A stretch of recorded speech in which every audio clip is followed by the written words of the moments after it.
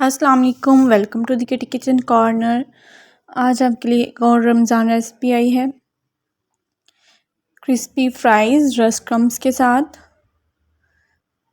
सबसे पहले हमने लिया एक अदद अंडा, उसमें हमने दूध ऐड कर दिया, गरम मसाला, नमक, खुश्क धनिया।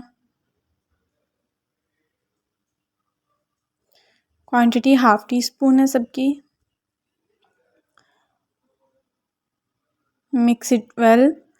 और अब हमने काली मिर्च ऐड कर दी, सिरका,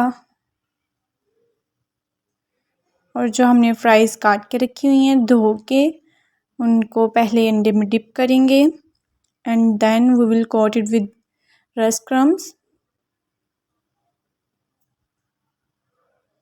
रस्क क्रम्स के साथ कोटिंग करेंगे।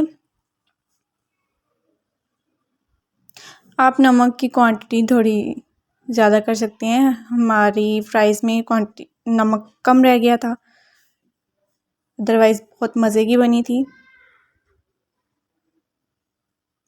फ्राई करेंगे और ये रेसिपी ज़रूर ट्राई करें रमज़ान में, या अपने बच्चों को बना के दें। बहुत मज़े की रेसिपी है, उनको ज़रूर पसंद आएगी बच्चों को इंशाल्लाह। और मेरे चैनल को सब्सक्राइब कर दें, रेसिपी को लाइक कर दें। अल्लाह हाफ़िज़।